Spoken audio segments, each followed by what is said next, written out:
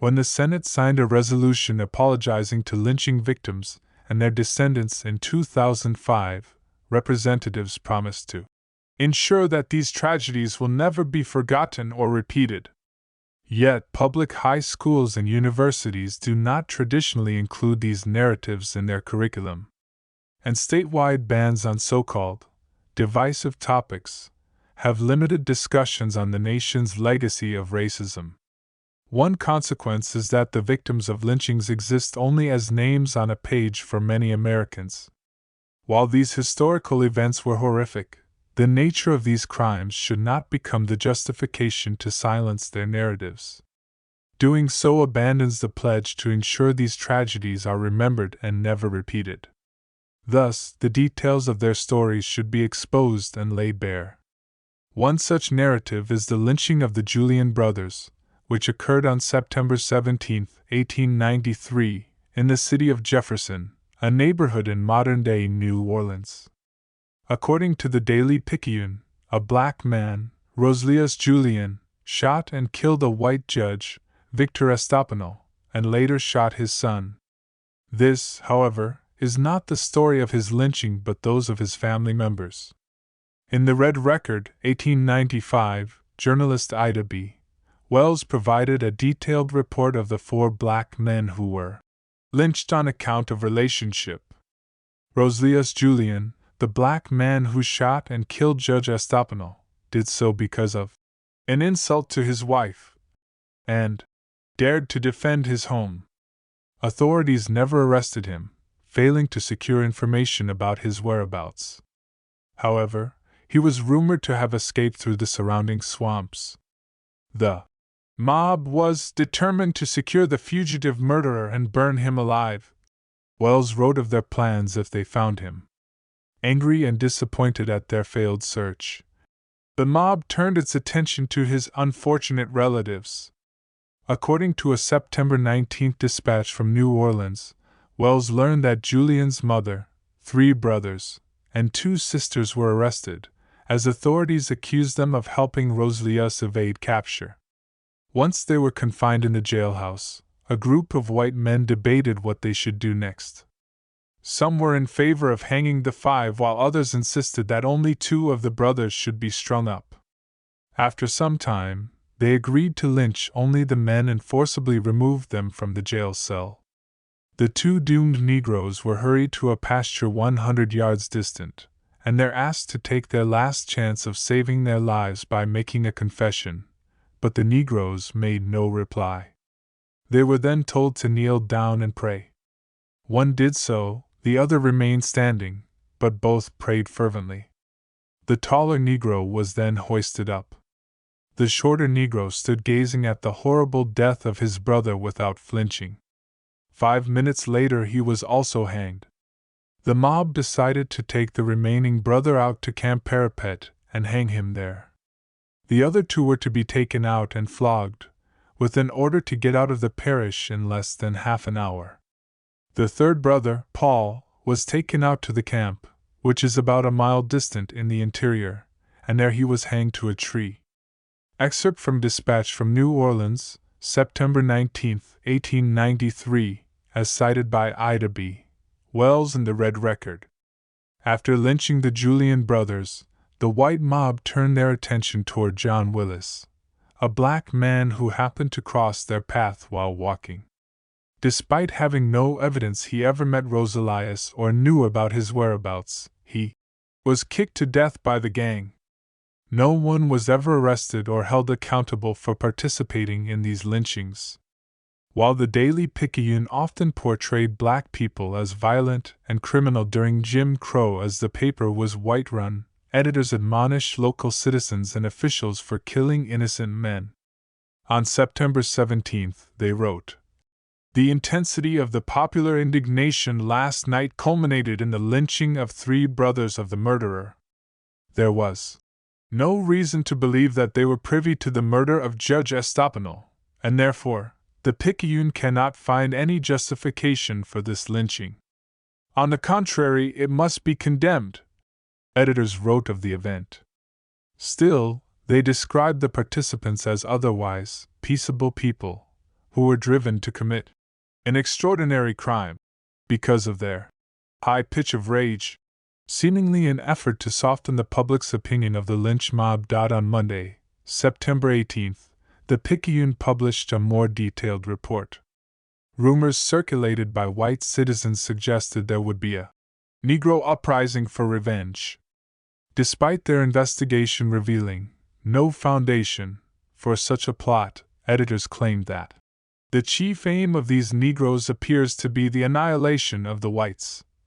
An inflammatory message given innocent black Julian brothers had been beaten and killed. The lynching had a chilling effect, causing a general exodus of the Negro element from that part of the parish, as black people who heard about the event felt they could no longer safely reside there. When questioned by reporters, black residents shared, "There are two courts in Jefferson, one for the whites and one for the blacks. That for the whites is a justice of the peace, while that for the blacks is conducted by Judge Lynch."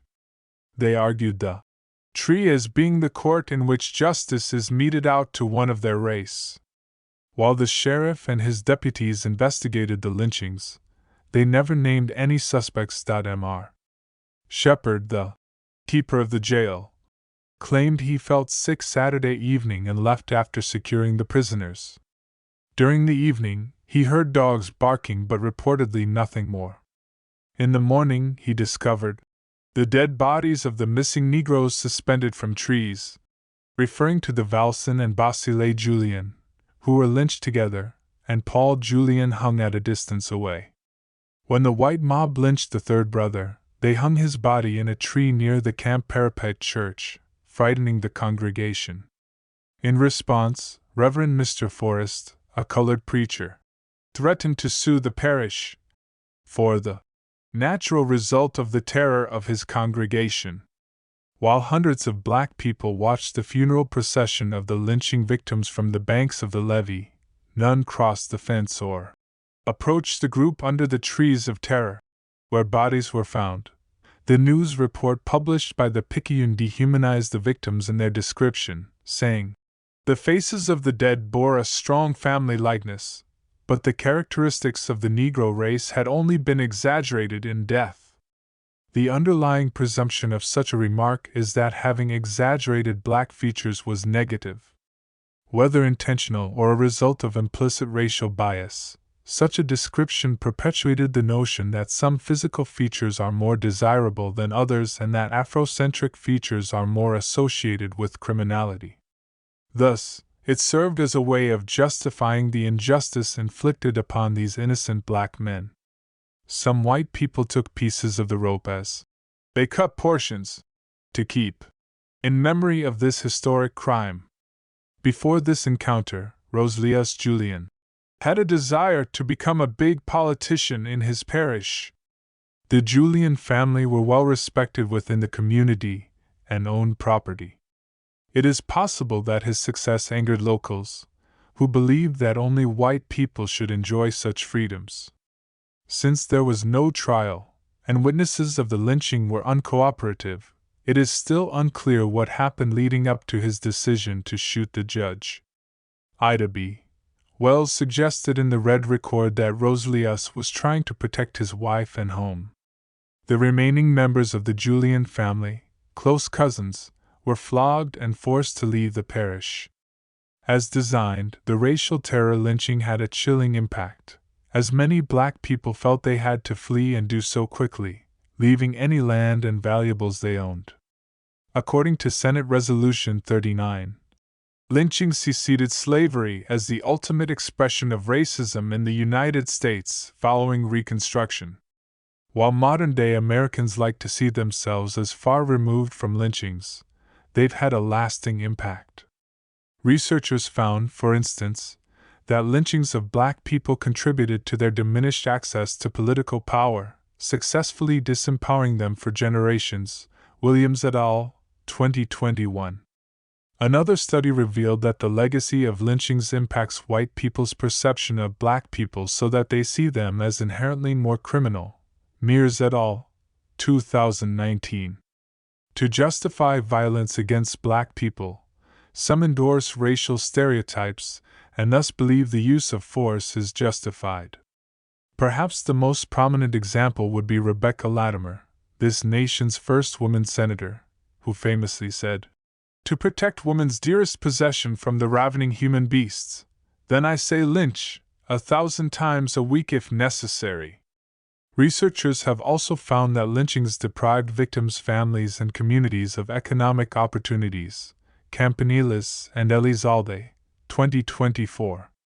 While our nation has passed anti-lynching legislation, and the Senate has issued an apology, victim stories are relegated to the margins of our historical memory.